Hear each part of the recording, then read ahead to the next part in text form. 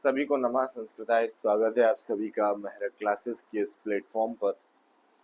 इससे पूर्व की कक्षा में हम ऋग्वेद का सामान्य परिचय पढ़ रहे थे और उस परिचय में हमने उसका सामान्य अध्ययन कर लिया था और हम उसका विभाजन पढ़ रहे थे ऋग्वेद का। तो ऋग्वेद के विभाजन में हम मंडल क्रम पर थे और मंडल क्रम के अनुसार ही हम आगे अध्ययन करेंगे।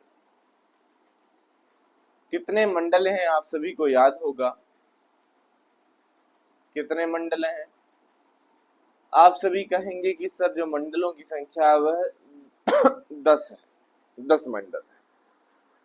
अब 10 मंडलों में प्रथम मंडल, द्वितीय मंडल, तृतीय, चतुर्थ, पंचम, षष्ठ, सप्तम, अष्टम, नवम और दसम, इस प्रकार से 10 मंडल हैं। अब प्रश्न यहाँ से इस प्रकार से बनता है मित्रों कि प्रथम मंडल के ऋषि कौन है?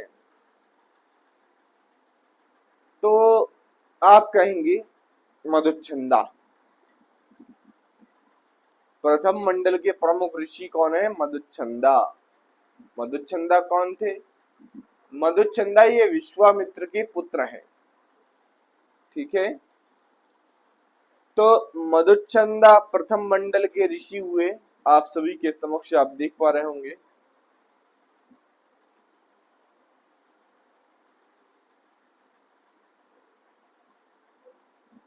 मधुच्छंदा, मेधातिथि और दीर्घतमा ये प्रथम मंडल के ऋषि हुए। द्वितीय मंडल के ऋषि कौन हुए? तो गृत्समद, ये दूसरे मंडल के ऋषि हुए। तृतीय मंडल के ऋषि कौन है? तो विश्वामित्र। चतुर्थ मंडल के वामदेव। पांचवें मंडल के अत्रि। पांचवें मंडल के अत्रि। छठे मंडल के भारद्वाज। सातवें मंडल के वशिष्ठ। आठवें के कण्व और नवे के सोम और 10वें के तृतविमद श्रद्धा कामायनी। अब यहाँ पर इन्हें याद कैसे रखा जाए, क्योंकि पहले प्रश्न तो यहीं से बनेंगे कि बताइए दूसरे मंडल के ऋषि कौन है? तो दूसरे मंडल के ऋषि हैं गृत्समद। तृतीय मंडल के कौन है? तो विश्वामित्र। अब देखिए बेटा, जो नेट की तैयारी किया हुआ है ना, उसको ये बड़ा आसान है, क्योंकि वहां पर हमें क्या होता है कि हमें वहां पर सूक्त पढ़ने होते हैं। तो हमने पढ़ा पहले मंडल का पहला सूक्त, तो उसके जो ऋषि है वो मधुच्छंदा है। तो हम उस सूक्त से ही याद रख लेते हैं वही सूक्त पहले मंडल के पहले सूक्त के मधुच्छंदा ऋषि हैं, तो प्रथम मंडल के मधुच्छंदा ही ऋषि होंगे। है 3:33 विश्वामित्र नदी संवाद सूक्त जो है वो तीसरे मंडल का है। तो इस प्रकार से हम विश्वामित्र को तीसरे मंडल का ऋषि मानकर उसको याद कर लेते हैं। लेकिन यहाँ पर थोड़ी बात अलग हो जाती है, क्योंकि हम वर्ग 1 पढ़ रहे हैं। अब यहाँ पर किस प्रकार से याद रखा जाए, तो यहाँ पर मैं आपको प्रमुख बता देता हूँ। प्रमुख जो है वह होगा आपका पहला, तो सबसे पहले आप याद रखिए 8वें मंडल को, क्योंकि 8वें मंडल को कण्व परिवार मंडल भी कहते हैं। अष्टम मंडल जो है इसे कण्व परिवार मंडल भी कहते हैं। और 11 बालखिल सूक्त जो है वह भी 8वें मंडल में ही है। 11 बालखिल सूक्त भी 8वें मंडल में ही है। और इस 8वें मंडल का दूसरा नाम है कण्व परिवार मंडल। तो इस प्रकार से ये अति महत्वपूर्ण हो जाता है कण्व, क्योंकि ये काफी बार पूछा गया है। नवम मंडल में आप देखेंगे तो इस नवम मंडल को सोम पवमान मंडल कहा गया है। इसीलिए ये बड़ा महत्वपूर्ण हो जाता है, क्योंकि इसका एक अतिरिक्त नाम जो है वो निकल कर सामने आता है। सोम पवमान मंडल किस मंडल को कहते हैं? तो सोम पवमान मंडल जो है यह नवम मंडल को कहते हैं। तो एक तो आपका अष्टम आप ये ध्यान रखिएगा और दूसरा आप अपना ध्यान रखिएगा नवम। इसके पश्चात तृतीय आपको याद होना चाहिए और चतुर्थ आपको याद होना। चतुर्थी सही है, पंचम की कोई ज्यादा विशेष नहीं। तो तृतीय मंडल में आप ध्यान रखेंगे विश्वामित्र जो है वो तीसरे मंडल के ऋषि हैं, और चौथे मंडल के वामदेव। चौथे मंडल के कौन है ऋषि? वामदेव। तो ये चीजें आप थोड़ा ध्यान रखेंगे। और पहला मंडल तो आपको याद होना ही चाहिए, क्योंकि पहले मंडल के मधुचंदा मेधातिथि हैं। तो ये जो मैंने हाईलाइट किए हैं ये आप थोड़ा ध्यान रख लें, ठीक है। अब आपसे पूछा जा सकता है कि पहला मंडल मतलब सबसे ज्यादा सुक्त किस मंडल में है? तो सबसे ज्यादा सुक्त जो है वह पहली बात तो प्रथम मंडल में है, और दूसरा जो है ये आपके दशम मंडल में है। और प्रश्न ऐसा भी कई बार आया है कि किन दो मंडलों में सूक्तों की संख्या समान है? तो आपको ये बात ध्यान होनी चाहिए कि किन दो मंडलों में सूक्तों की संख्या जो है यह समान है। तो आप बता पाएंगे क्या कि पहले मंडल और 10वें मंडल में सूक्तों की संख्या समान है? 191 सूक्त प्रथम मंडल में है और 191 सूक्त ही दशम मंडल में है। तो प्रिय विद्यार्थियों ध्यान रखिएगा।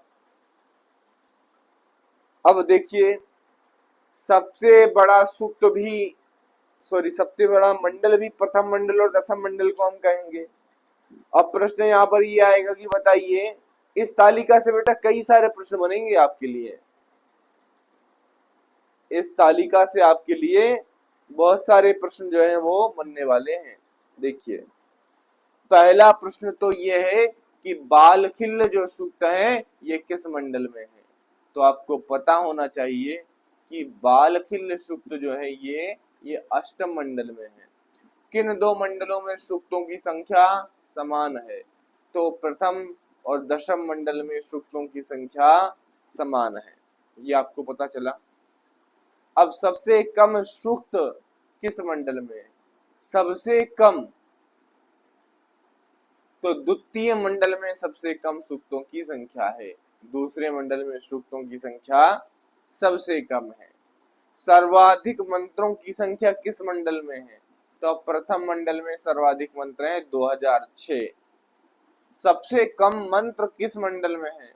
तो सर्वाधिक कम मंत्र, सबसे कम सर्वाल्प मंत्र जो है सुमंत्र संख्या वह है दूसरे मंडल में। देखिए अब यहाँ पर आप एक बात ध्यान दीजिए कि दूसरा मंडल ही सबसे छोटा मंडल है, क्योंकि सूक्तों की संख्या इसमें कितनी है? 43। मंत्रों की संख्या कितनी है? 429। और अनुवाकों की संख्या कितनी है? 4। इस प्रकार दूसरा मंडल सबसे छोटा मंडल है और गृत्समद इसके ऋषि हैं। कुल अनुवाक 85 हैं, यह आपको पता होना चाहिए। कुल अनुवाक कितने हैं? 85। और कुल सूक्त संख्या 1028 है। 11 बालखिल्य सूक्तों को मिलाकर सामान्यतः जो सूक्त हैं उनकी संख्या कितनी है? तो सामान्यतः जो सूक्त है उनकी संख्या कितनी होगी? सामान्यतः सूक्त संख्या हो जाती है 1017। और कुल मंत्रों की संख्या 10,552 इस तालिका के अनुसार। तो बेटा ये बड़ी महत्वपूर्ण तालिका है, कृपया इसे आप ध्यान रखिएगा, याद कर लीजिएगा और बार बार रिवीजन आपको इसका करना है। अब हम बिना विलंब आगे बढ़ते हैं। अब ऋग्वेद में बहुत से छंदों का वर्णन भी है। यहाँ पर आप छंदों के बारे में थोड़ी जानकारी प्राप्त करेंगे। छंद क्या है? यदक्षर परिमाणम तच्छंदः, अर्थात जिसमें वर्णों या अक्षरों की संख्या निर्धारित हो। जिसमें वर्णों या अक्षरों की संख्या निर्धारित हो उसे छंद कहते हैं। यत अक्षर परिमाणम तच्छंद, यत अक्षरम परिमाणम, जहां पर अक्षर जो हो वह परिमाण योग्य हो, यानी वह निर्धारित हो, वह मापने योग्य हो, वह छंद हो जाएगा। जैसे कि अनुष्टुप छंद आप देखिए, सर्वाधिक सरल उदाहरण कि अनुष्टुप छंद में प्रत्येक पाद में 8-8 अक्षर होते हैं, तो अक्षर जो है वह निश्चित है कि 8 ही होंगे, ठीक है, इसीलिए ये छंद है। और आचार्य पिंगल को क्या है, छंद शास्त्र का जनक कहा जाता है। आचार्य पिंगल जो हैं ये छंद शास्त्र के जनक कहे गए हैं, प्रणेता माने गए हैं। और ऋग्वेद में मुख्य रूप से 7 छंदों का प्रयोग हुआ है, लेकिन मैं आपको बताऊं इनके अलावा भी छंद हैं, जैसे कि अति जगती, शक्वरी, अतिशक्वरी इत्यादि। लेकिन मुख्य रूप से हमसे हमारी टेट परीक्षा में ये पूछे जा सकते हैं कि गायत्री छंद में कितने अक्षर होते हैं, उष्णिक में कितने होते हैं, और बृहति में कितने, पंक्ति में कितने, ये आपको ध्यान रखना है। तो कैसे ध्यान रखेंगे, सबसे पहले पढ़ लीजिए। गायत्री में 24, उष्णिक में 28, अनुष्टुप में 32, बृहति में 36, पंक्ति में 40, त्रिष्टुप में 44 और जगति में 48। इस प्रकार आप एक बात ध्यान दे रहे होंगे कि यहाँ पर +4 हो रहा है, यानी कि 24 में 4 जोड़े तो 28, 28 में 4 जोड़े तो 32, 32 में 4 जोड़े तो 36, 36 में 4 जोड़े तो 40, 40 में 4 जोड़े तो 44 और 44 में 4 जोड़े तो 48। यानी कि 4-4 शब्द जो है अक्षर हमें बढ़ाते जाना है और हमारा काम हो जाएगा। अब लेकिन ऐसा नहीं है, केवल 4 अक्षर बढ़ाने से थोड़ी काम चलेगा। तो फिर वही क्या करें, आपको ये भी क्रम से याद होना चाहिए। अगर ये आपको क्रम से याद नहीं होगा तो भी आपको समस्या हो जाएगी, तो मेरे अनुसार आप ये ट्रिक ध्यान रखिएगा, गाँव अब में पत्री जाकी, गाँव अब में पत्री जाकी। तो एक बार आपके समक्ष लिख देता हूं कि गाँव अब में पत्री जाकी, क्या है, क्या लिखेंगे, हम लिखेंगे गाँव अब में पत्री जाकी। तो गा से हुआ गायत्री, ऊ से हुआ उष्णिक, आ से हुआ अनुष्टुप, बा से हुआ बृहति, पा से हुआ पंक्ति, त्री से हुआ त्रिष्टुप, जा से हुआ जगती। तो ये ट्रिक ध्यान रखिएगा, गाऊं अब में पत्री जाकी, गाऊं अब पत्री जा। तो ये ट्रिक जो है ये थोड़ा ध्यान रखिएगा।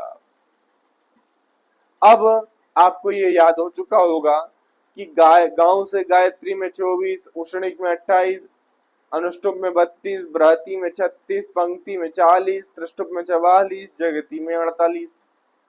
तो ये बड़ा आसान हो जाता है जब हम इस प्रकार से याद कर लेते हैं। अब आप आगे बढ़ेंगे और देखेंगे ऋग्वेद की शाखाओं के बारे में। देखिए इस प्रकार के प्रश्न काफी आएंगे। ऋग्वेद की शाखाएं बताइए, किसके अनुसार, पतंजलि के अनुसार। तो पतंजलि के अनुसार जो ऋग्वेद की शाखाएं हैं, तो पतंजलि कहते हैं अपने महाभाष्य में कि भाई एकविंशतिधा बाह्य वृक्षम, एकविंशतिधा बाह्य वृक्षम, यानी कि महाभाष्य में ऋग्वेद की 21 शाखाओं का उल्लेख है। महाभाष्य में ऋग्वेद की 21 शाखाओं का उल्लेख है। यजुर्वेद की 100, सामवेद की 1000 और आपके अथर्ववेद की 9 शाखाएं हैं। आई थिंक हम एक बार कंफर्म कर लेंगे, लेकिन 100 और 1000 सही है। तो एक विंशतिदा बाह्यवृच्चम, ये पंक्ति किसके लिए आई है? तो आप ये ध्यान रखिएगा बेटा कि ये पंक्ति जो है ये आपके ऋग्वेद से संबंधित है और इसका उल्लेख मिलता है हमें कहाँ? इसका उल्लेख मिलता है पतंजलि के महाभाष्य में। तो एकविंशतिधा बाह्यवृच्चम, एकविंशतिधा बाह्यवृच्चम।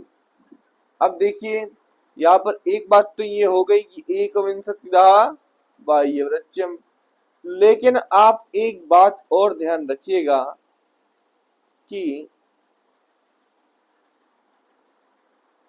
उन 21 शाखाओं में वर्तमान में केवल 5 ही शाखाएं उपलब्ध हैं, जिनसे आपको प्रश्न मिल सकते हैं परीक्षा में कि निम्न में से कौन सी शाखा ऋग्वेद की है और कौन सी शाखा ऋग्वेद की नहीं है। निम्न में से कौन? तो मैं कहा था ऋग्वेदीय शाखाएं हम पढ़ रहे थे। ऋग्वेदीय शाखाओं में 21 शाखाओं का वर्णन मिलता है, लेकिन उन 21 शाखाओं में से वर्तमान में 21 ही उपलब्ध नहीं है, केवल 5 शाखाएं उपलब्ध हैं, केवल 5 शाखाएं ही उपलब्ध हैं। अब उन 5 शाखाओं से क्या मतलब है मेरा? तो मेरा तात्पर्य है कि एक ग्रंथ है चरणव्यूह, उस चरणव्यूह ग्रंथ में कहा गया है कि वर्तमान में ऋग्वेद की 5 शाखाएं प्राप्त है। अब कहा गया है या फिर उस ग्रंथ को पढ़कर यह अनुमान लगाया जाता है कि वर्तमान में ऋग्वेद की 5 शाखाएं। पहली शाखा है साकल शाखा, दूसरी शाखा है वास्कल शाखा, आश्वलायन शाखा, सांख्यायन और मांडुकायन। तो आप इन 5 शाखाओं के नाम याद रखेंगे और आपको याद होना भी चाहिए। तो शाकल, वाष्कल, आश्वलायन, सांख्यायन, मांडुकायन, शाकल, वाष्कल, आश्वलायन, सांख्यायन, मांडुकायन, साकल, वाष्कल, आश्वलायन, सांख्यायन, मांडुकायन, शाकल, वाष्कल, आश्वलायन, सांख्यायन, मांडुकायन, शाकल, वाष्कल, आश्वलायन, सांख्यायन, मांडुकायन, साकल, वाष्कल, आश्वलायन, सांख्यायन, मांडुकायन। इस प्रकार से बार बार बोलकर आप इसे ध्यान रखिएगा, याद रखिएगा। अब अगली कक्षा जब होगी तो हम उसमें यजुर्वेद को प्रारंभ करेंगे पढ़ना। अब और देख लेते हैं कि हमें और ऋग्वेद के बारे में हमारे एमपी टेट वर्ग 1 में क्या जरूरी है। देखिए, पढ़ना इंपॉर्टेंट नहीं है, क्या नहीं पढ़ना इंपॉर्टेंट है। बहुत सारा पढ़ेंगे तो रिवीजन नहीं कर पाएंगे। ऋग्वेदीय ब्राह्मण, अच्छा ये हमने पढ़ा क्या? अब मैं आपको ऋग्वेदीय ब्राह्मणों का के अंतर्गत परिचय नहीं पढ़ाऊंगा, क्योंकि ब्राह्मणों के केवल नाम ही काफी है। इसके लिए हम क्या करेंगे, हम वेद का सामान्य परिचय पढ़ लिए। अब कौन कौन से वेद हैं, कौन कौन से उन वेदों के अंतर्गत ब्राह्मण हैं, उपनिषद कौन से हैं, उनके आरण्यक कौन से हैं, ये हम केवल उनके नाम जान लेंगे, उतने में हमारा काम हो जाएगा। अब आप सभी के समक्ष एक प्रस्तुत कर रहा हूं, देखिए। हाँ, कुछ महत्वपूर्ण चीजें हैं इसमें जो हमारे एमपी टेट वर्ग 1 के लिए महत्वपूर्ण होंगी।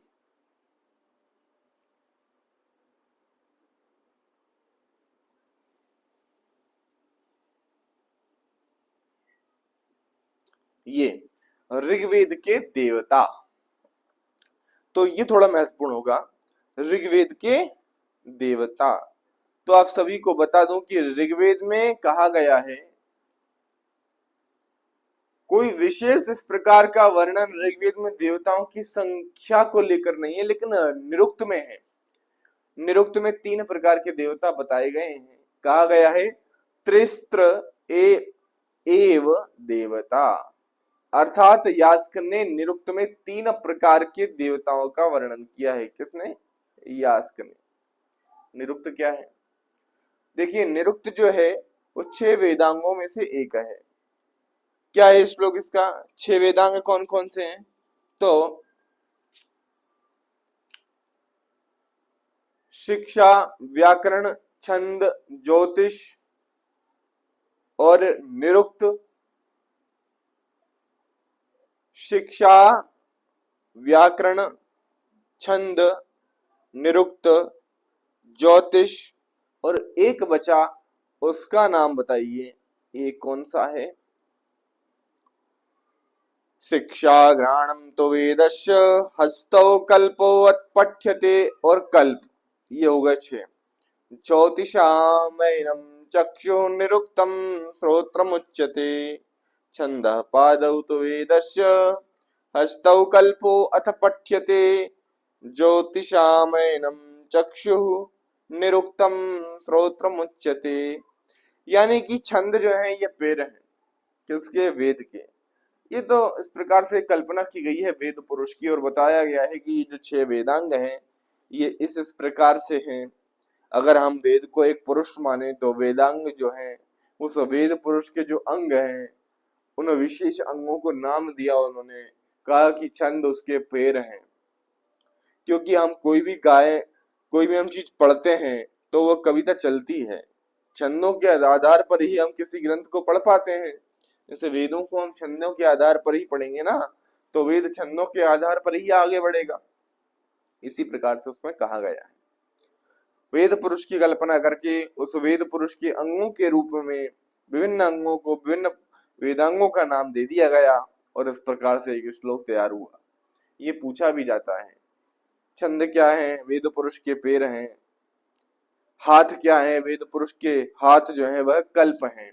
कल्प सूत्र, श्रोत्र सूत्र और ग्रह्य सूत्र, ये 4 प्रकार के सूत्र ग्रंथ हैं। इन सूत्र ग्रंथों को कल्प सूत्र कहते हैं। कल्प सूत्रों के अंतर्गत 4 विभाजन हैं। आगे हम पढ़ेंगे उनको, मैं आपको बताऊंगा। अब यहाँ पर ऋग्वेद के देवता कितने हैं? तो 3 प्रकार के देवता बताए हैं।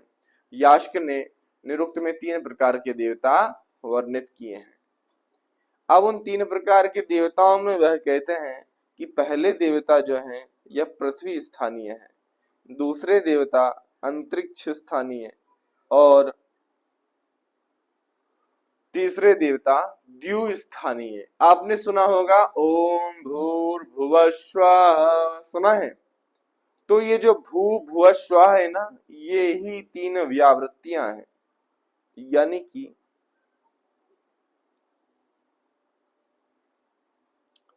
ये हुआ भू, इससे ऊपर है ओम भूर्भुवः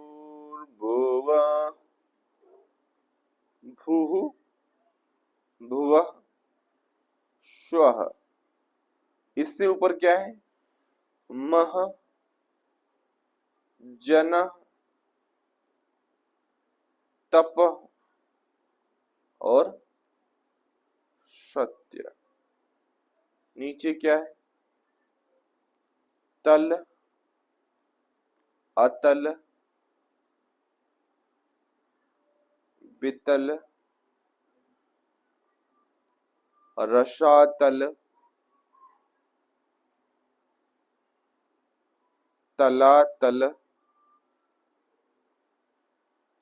महातल और फिर आ जाता है पाताल। तो ये लोक कहे गए हैं 1 2 3 4 5 6 7 8 9 10 11 12 13 14। ये 14 भुवन आपने सुने होंगे। 14 भुवन। हमारे शरीर में कितने भुवन है? 14 भुवन है। संसार में 14 भुवन है। आपने बहुत सारे गीत सुने होंगे, उनमें 14 भुवनों का जिक्र आपने सुना होगा। तो उन 14 भवनों में जो नाम है उन 14 भवनों के वही यह है। तो सबसे मध्य का जो भवन है वह भूलोक है, यानी हम जिस पर रहते हैं वो पृथ्वी लोक। तो भू क्या हो गया? भू हो गया ये पृथ्वी लोक। ठीक है। भुवः क्या है? भुवः जो है यह है अंतरिक्ष।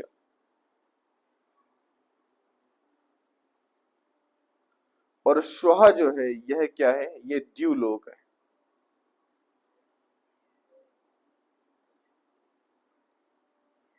ये द्युलोक है। भू भुवः स्वः, सबसे नीचे भू, फिर उसके ऊपर भुवः, फिर उसके ऊपर स्वः।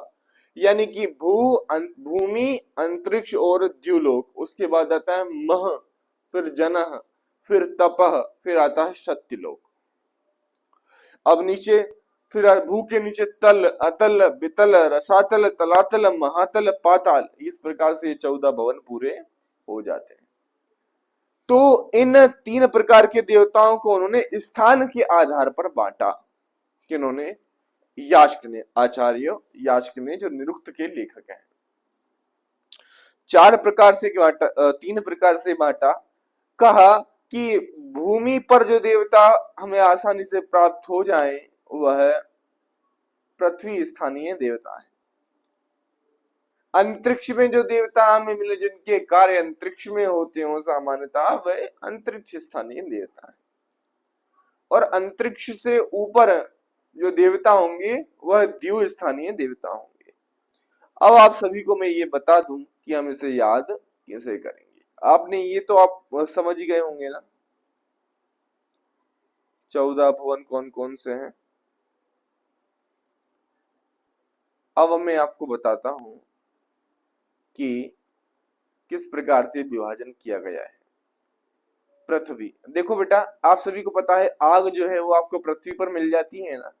आग, अग्नि, अग्नि आपको पृथ्वी पर मिल जाती है। हाँ, मिल जाती है भाई। बृहस्पति यानी गुरुजन आपके, भगवान, भगवानों के गुरु जो है वो कौन है? देवताओं के गुरु कौन है? देवताओं के गुरु है बृहस्पति। तो बृहस्पति यानी आपके गुरु आपको पृथ्वी पर मिल जाते हैं। इस प्रकार से आप इसको याद कर लीजिए। तो ये बृहस्पति भी होगा। सोम, सोम एक प्रकार की लता है। क्या है? लता। आप जब यज्ञ करवाएंगे, मान लीजिए कभी आपके गांव में या फिर आपके क्षेत्र में कोई यज्ञ हो, तो वहां एक विशेष प्रकार की लता लाई जाती है और उस लता के आधार पर उसको पीस कर उसकी हवन सामग्री बनाई जाती है और उसी को हम कहते हैं सोम रस। तो इंद्र इत्यादि को सोम रस का ही आहुति दी जाती है। तो ये लता भी आपको पृथ्वी पर मिल जाती है ना। जो बेले हैं, लताएं हैं, वो तो पृथ्वी पर मिल ही जाती हैं। अग्नि आपको पृथ्वी पर मिल जाता है? लता आपको पृथ्वी पर मिल जाती है ना बेटा। सोम लता ही है और बृहस्पति यानी गुरु आपको आपकी पृथ्वी पर मिल जाते हैं। अच्छा, अब एक बात है, ध्यान रखिएगा।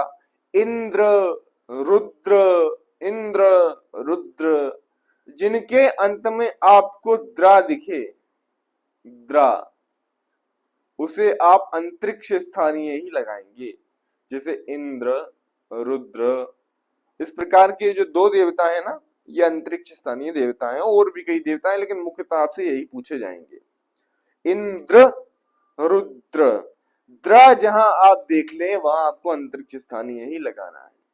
और अब देखिए द्यू स्थानीय में, देखिए द्यू में आपको ऊ की मात्रा दिख रही है। ये मैंने लिखा द्यू, देखिए ऊ की मात्रा द्यू। तो जैसे कि सूर्य, विष्णु, इनमें भी आपको ऊ की मात्रा दिख रही है। सूर्य, विष्णु द्यू, सूर्य द्यू, विष्णु द्यू, सूर्य द्यू, वरुण द्यू। वरुण भी द्यू स्थानीय देवता है। तो क्योंकि इसमें भी ऊ की मात्रा दिख रही है। लेकिन वायु अंतरिक्ष स्थानीय देवता है, ये ध्यान रखिएगा। वायु, वायु द्यू स्थानीय देवता नहीं है। यही एक ध्यान रखने वाली चीज है, क्योंकि इसमें ऊ है लेकिन हमारी ट्रिक यहाँ पर फेल हो जाती है। तो बेटा इस प्रकार से आप इनको ध्यान रख लेंगे। अब हम बात करते हैं कि मंत्र दृष्टा जो ऋषिकाएं हैं वह क्या है। ये वैसे आपकी परीक्षा के लिए महत्वपूर्ण नहीं है। 24 मंत्र दृष्टा ऋषिकाएं हैं, उन्होंने 224 मंत्र देखे हैं। मेरे हिसाब से ये महत्वपूर्ण नहीं है। अब हम आगे पढ़ेंगे। और क्योंकि वर्ग एक के हिसाब से हमें पढ़ना है और वर्ग एक के हिसाब से मैं आपको बताता जा रहा हूं।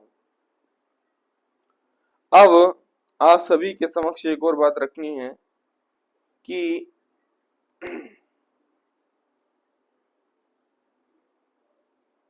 हाँ,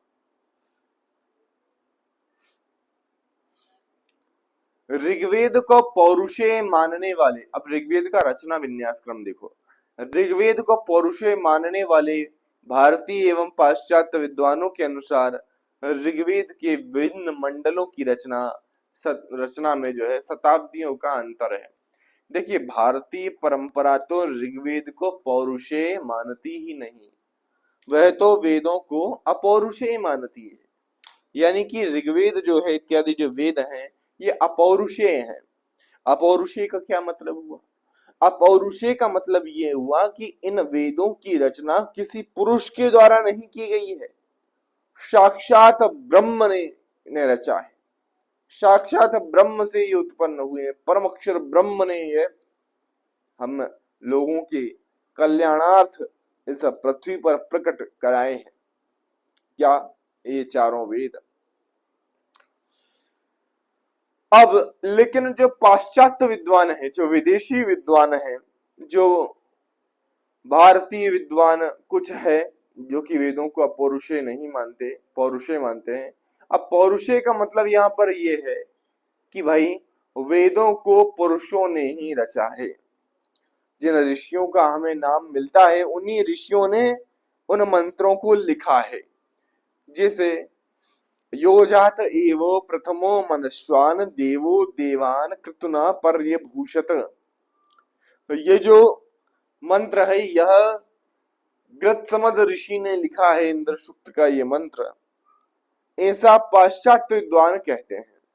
लेकिन भारतीय विद्वान जो है, जो अपौरुषेयत्व को मानते हैं, वह कहते हैं कि यह मंत्र जो है, यह मंत्र गृत्समद ऋषि के हृदय में ईश्वर ने प्रकट किया और फिर उन्होंने इस मंत्र को लिखा। मतलब ये उनकी स्वयं की कृति नहीं है,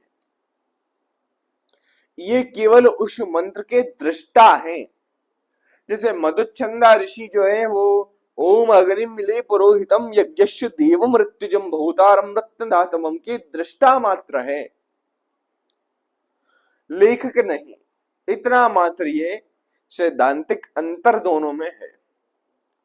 अब यहां पर लिखा है कि पाश्चात्य विद्वान जो कि ऋग्वेद के विभिन्न मंडलों की रचना में शताब्दियों का अंतर मानते हैं, वे ऋग्वेद को पौरुषेय मानते हैं, क्योंकि उनके अनुसार ये ऋषि एक समय में नहीं हुए, सारे अलग अलग समय में हुए और अलग अलग ऋषियों ने अलग अलग रचनाएं की।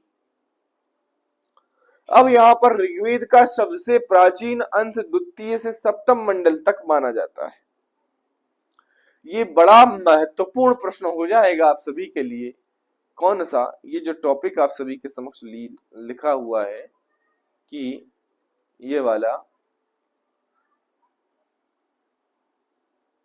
ऋग्वेद का सबसे प्राचीन अंश दूसरे और सप्तम मंडल तक माना जाता है। इसका मतलब क्या हुआ कि ऋग्वेद के अंतर्गत पहले मंडल को छोड़ दो, आठवें मंडल को छोड़ दो, नवें मंडल को छोड़ दो और 10वें मंडल को छोड़ दो, तो दूसरे से लेकर सप्तम मंडल तक जो मंडल बचे, यह मंडल सबसे प्राचीन मंडल कहे जाते हैं।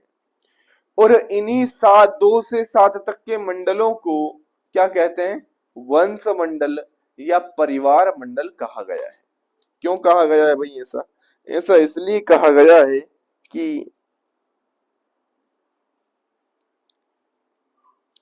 पहला मंडल तो अलग है, दूसरे से 7वें मंडल तक के मंडल हमें देखने हैं। तो दूसरे मंडल के ऋषि कौन है? दूसरे मंडल के ऋषि कौन है? गृत्समद। तो गृत्समद की परिवार में जो ऋषि हुए उन्होंने दूसरे मंडल के जो सूक्त हैं उनका दृष्टांत किया। तीसरे मंडल के विश्वामित्र, चौथे मंडल के वामदेव, पांचवें मंडल के अत्रि, छठवें मंडल के भारद्वाज, सप्तम मंडल के वशिष्ठ। ये जो ऋषि हैं ये सर्व प्राचीन ऋषि माने जाते हैं और इसीलिए इन मंडलों की प्राचीनता सिद्ध होती है। इसी प्रकार आप भी याद रखिएगा। अब आठवें मंडल के में अधिकांश सूक्त कण्व परिवार के हैं, तो इस आठवें मंडल को हम कण्व परिवार मंडल कहते हैं। कण्व परिवार मंडल क्या कहते हैं? आठवें मंडल को हम क्या कहते हैं? कण्व परिवार मंडल कहते हैं। ये जो मैं हाईलाइट कर रहा हूं बेटा, ये बड़ा महत्वपूर्ण हो जाएगा सभी के लिए को। और नवे मंडल में समस्त मंत्र सोम विषयक है, इसीलिए पवमान सोम मंडल भी इसे कहा जाता है। नवे मंडल को सोम पवमान मंडल क्यों कहते हैं? क्योंकि इस मंडल में सारे ही मंत्र सोम विषयक हैं, सोमलता सोम विषयक हैं, इसीलिए ये सोम पवमान मंडल या पवमान सोम मंडल के नाम से भी जाना जाता है। ऋग्वेद का दशम मंडल अर्वाचीन है। अर्वाचीन मतलब अभी का है। जितने प्राचीन ये 2 से लेकर 9 तक के मंडल हैं, 7 तक के मंडल हैं, उतना प्राचीन दशम मंडल नहीं है। दशम मंडल में देवताओं की स्तुति से संबद्ध सूक्त अपेक्षाकृत बहुत कम है।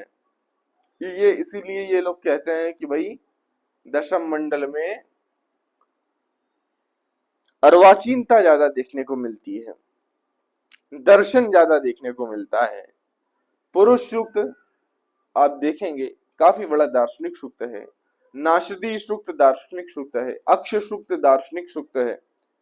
अक्ष सूक्त जो है कवशैलूष जिसके ऋषि हैं, इसमें आपको किसी देवता का वर्णन ज्यादा नहीं मिलेगा, क्योंकि यहाँ पर अक्ष यानी कि पासे, अक्ष के तव निंदा, जुआ इत्यादि की बात की गई है। अक्ष की तव निंदा और अक्ष कृषि प्रशंसा इसके ऋषि माने और देवता माने गए हैं। यानी इसमें जुए की निंदा की गई है और कृषि कर्म की बहुत अच्छे से बड़ाई की गई है। ये बताया गया है कि कौन सा जो जुआ खेलता है उसके साथ क्या क्या होता है, उसकी बहुत बड़ा रोचक है ये, तो जब आपको कभी मौका मिले तो पढ़िएगा इसे। अब दशम मंडल में आप देखते हैं कि स्तुति कम देखने को मिलती है। दार्शनिक सूक्त, संवाद सूक्त और वर्तमान परिस्थितियों जो सामाजिक सूक्त ज्यादा देखने को मिलते हैं, अगर मैं एक शब्द में कहूं तो, है ना। अब हमारे लिए सबसे महत्वपूर्ण बात आ जाती है कि ऋग्वेद के भाष्यकर्ता, और ऋग्वेद के भाष्यकर्ता के बाद जो है ये क्या खुल गया,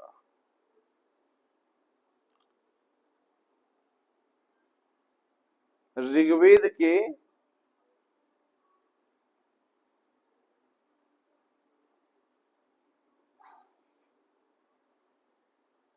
हाँ, हम ऋग्वेद के भाष्यकर्ता पढ़ेंगे, उसके पश्चात ऋग्वेद का अध्ययन पूर्ण हो जाएगा। फिर आपको यजुर्वेद का सामान्य अध्ययन करा दिया जाएगा। मेरा प्रयास रहेगा कि मैं आपका कम से कम समय लूं और ज्यादा जानकारी आपको परीक्षा के लिए जो उपयोगी जानकारी है वो आपको दे दूं और आप उसको याद कर लें और परीक्षा में सफल हो। अब यहाँ पर ऋग्वेद के भाष्यकर्ता कौन है? ऋग्वेद संहिता के भाष्यकर्ताओं में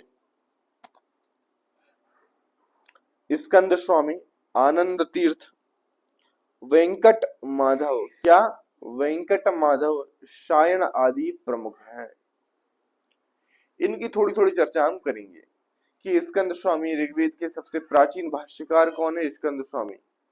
ऋग्वेद का सबसे प्राचीन भाष्य किसका मिलता है? स्कंद स्वामी का। ऋग्वेद का सबसे प्राचीन भाष्य किसका मिलता है? स्कंद स्वामी का। तो ये थोड़ा ध्यान रखिएगा, परीक्षा में पूछा जा सकता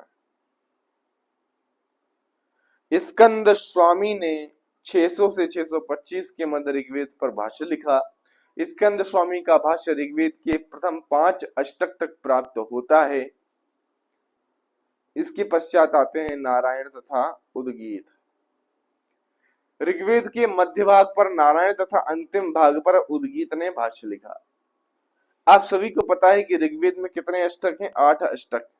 उन 8 अष्टकों में 8 अष्टक, उन 8 अष्टकों में प्रारंभिक 5 अष्टक प्रारंभिक 5 अष्टक जो हैं यह, तो जो आपके आनंद स्वामी हैं, नारायण और उद्गीत आनंद तीर्थ, ठीक है, यानी कि हमने देखा कि 8 अष्टक हैं। इससे पूर्व हम पढ़ चुके थे, मंडल क्रम में हमने देखा था कि 10 मंडल हैं, 10 मंडल हैं और 8 अष्टक हैं, ये हम जान चुके थे। अब हम यहाँ पर ये जानने का प्रयास करेंगे कि ये जो बात यहाँ पर लिखी है, स्कंद स्वामी जो है उन्होंने 5 अष्टक तक तो भाष्य कर दिया, लेकिन उसके बाद जो भाष्य बचा, 5 अष्टक के बाद जो भाष्य बचा, क्योंकि 8 अष्टक थे, 5 हो गए, अब 6, 7, 8, ये 3 बचे। अब इन 3 अष्टकों पर किसने भाष्य किया? तो बीच का भाष्य किया नारायण ने और अंतिम 2 का भाष्य किया उद्गीत ने, ऐसा समझिए। इस प्रकार से ये भाष्य पूर्ण होता है। अब क्या करें?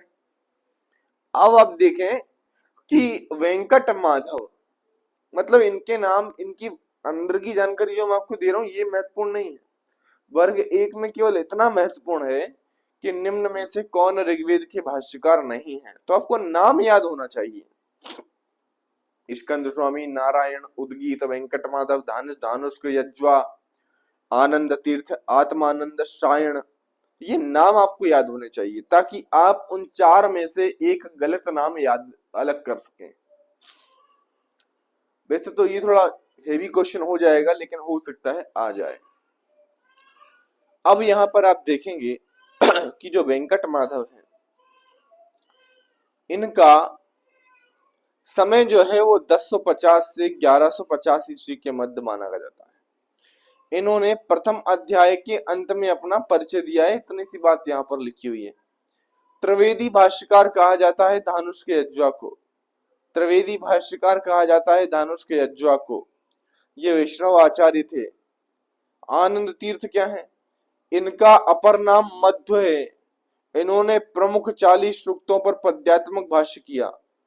आत्मानंद ऋग्वेद के अश्ववामी सूक्त पर भाष्य करते हैं।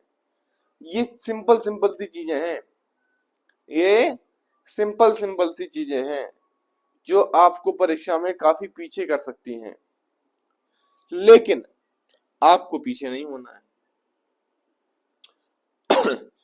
तो भाई त्रिवेदी भाष्यकार किसे कहा जाता है? तो धानुष के यज्वा को कहा जाता है। आनंद तीर्थ, इनका समय 1255 से 1335 विक्रम संवत तक माना जाता है। इनका अपर नाम मध्व है। इन्होंने 40 सूक्तों पर भाष्य किया, जो पद्यात्मक भाष्य था, प्रमुख सूक्तों पर। आत्मानंद ऋग्वेद के अश्ववामी सूक्त पर भाष्य किए। अब आत्मानंद और अश्ववामी, आत्मानंद अश्ववामी, तो आत्मानंद को अश्ववामी से रिलेट कीजिए। अब सायण क्या है? सायण जो है 1315 से 1387 तक रहे, 72 वर्ष तक ये जीवित रहे। वेदों के भाष्यकर्ताओं में आचार्य सायण का नाम विशेष उल्लेखनीय है, क्योंकि इन्होंने सारी संहिताओं पर भाष्य किया है। केवल इन्होंने, अगर हम माध्यान्हन संहिता यजुर्वेद की जो है उसको छोड़ दें, तो इन्होंने सब पर भाष्य किया है, इसलिए ये काफी प्रसिद्ध आचार्य है। तो आप इनको ध्यान रखिएगा। इनका जो भाष्य है उसका नाम है माधवीय वेदार्थ प्रकाश। क्या नाम है? माधवीय वेदार्थ प्रकाश। ये बड़ा महत्वपूर्ण हो जाएगा। और सायण ने ऋग्वेद भाष्य भूमिका नामक भी एक ग्रंथ लिखा।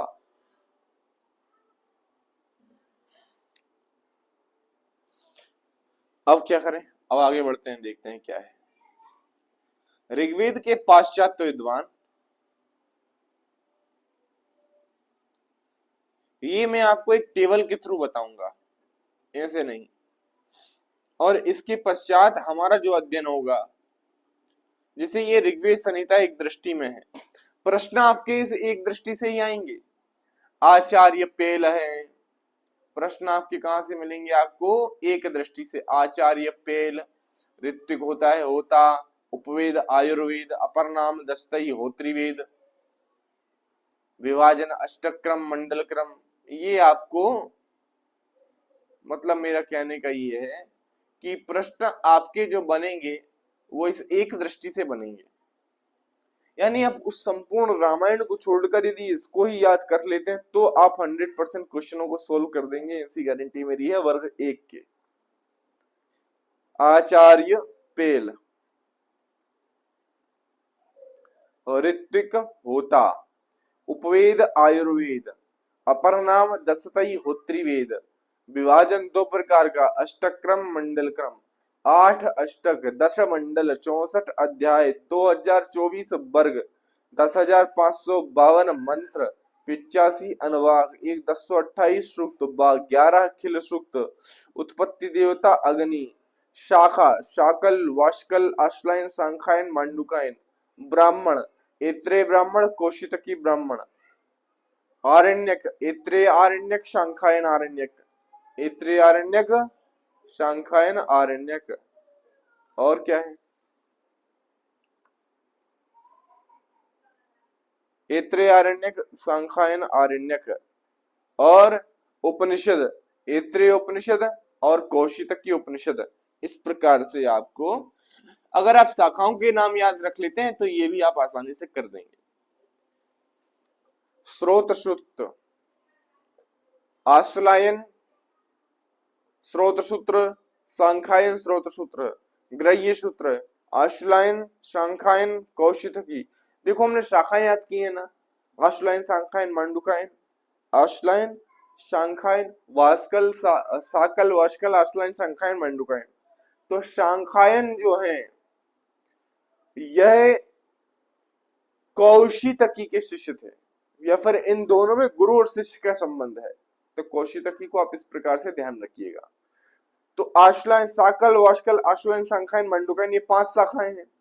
तो अन्य जो ऋग्वेद से संबंधित ग्रंथ होंगे उनके नाम भी इन्हीं शाखाओं के नाम से रिलेट करेंगे, जैसे आश्लायन स्रोत सूत्र, सांखायन स्रोत सूत्र, आश्लायन ग्रह्य सूत्र, शांखायन ग्रह्य सूत्र, कौशितकी ग्रह्य सूत्र, धर्मसूत्र में वाशिष्ठ धर्मसूत्र, विष्णु धर्मसूत्र और शुल्ब सूत्र ये उपलब्ध नहीं।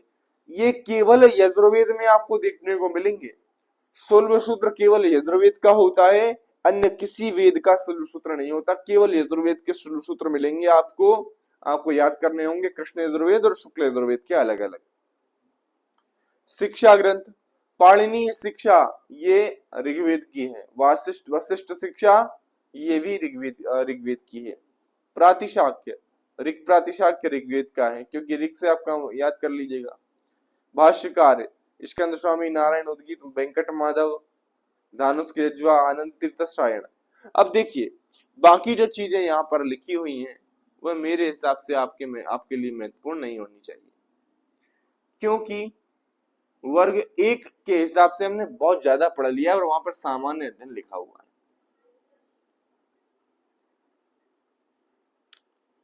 अब हम चारों शाखाएं पढ़ लेंगे, वैदिक वाङ्मय को एक दृष्टि में देख लेंगे यहां से। अब मैं आपको सामान्य परिचय प्रोवाइड करूंगा यहां से, केवल ये इतनी चीजें ही आपको बताऊंगा और इतना ही आप याद कर लेना मित्रों, तो आपका बहुत अच्छे से हो जाएगा। क्योंकि फिर यजुर्वेद का अलग से आप पढ़ेंगे, हाँ पढ़ा दूंगा, उसमें मेरी कोई दिक्कत नहीं मुझे, बस ये है कि 3-4 क्लासेस इसी में चली जाएंगी, है ना बेटा। तो अब आप ध्यान रखेंगे कि मैंने जो आपको बताया है वो आपको भूलना नहीं है, वो आपको जो है भूलना नहीं है, बार बार रिवाइज करना है, क्योंकि कहते हैं अनभ्यासे विषम विद्या और अजीर्णे भोजनम विषम, विषम सभा दरिद्रस्य वृद्धस्य तरुणी विषम।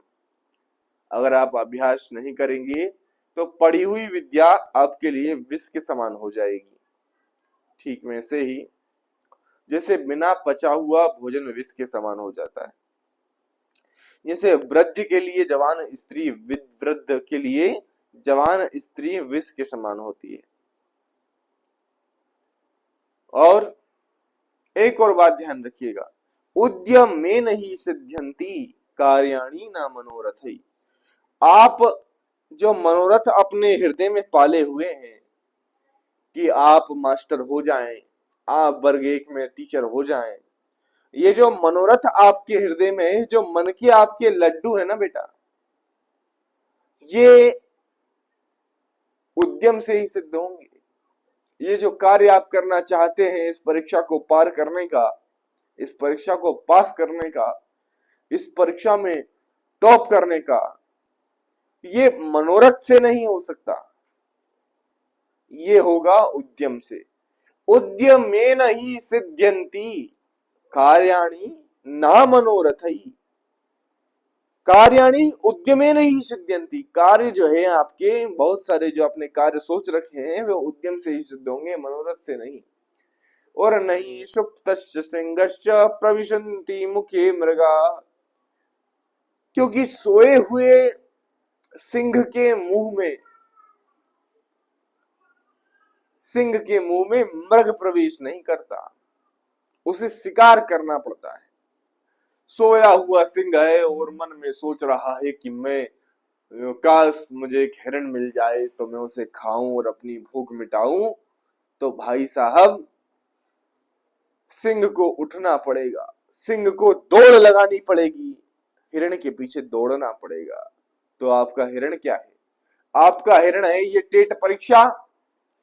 तो इस एमपी टेट वर्ग 1 रूपी परीक्षा को अचीव करने के लिए, पकड़ने के लिए आपको क्या चाहिए? आपको चाहिए कि आप उसके पीछे दौड़ें, आप उसको प्राप्त करने के लिए उद्यम करें। यही मेरा आपसे कहना है। अब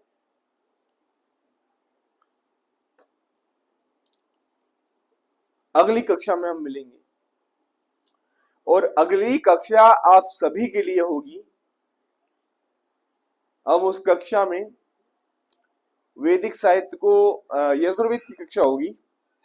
यजुर्वेद की कक्षा, अथर्ववेद, फिर सामवेद की कक्षा, सामवेद की, फिर अथर्ववेद की। उसके पश्चात एक दृष्टि में एक कक्षा होगी जिसमें हम एक दृष्टि में वेदों का सामान्य अध्ययन कर लेंगे। तो आज की इस कक्षा में इतना ही। नमो नमः, नमः संस्कृताय, जय हिंद, वंदे मातरम, भारत माता की जय।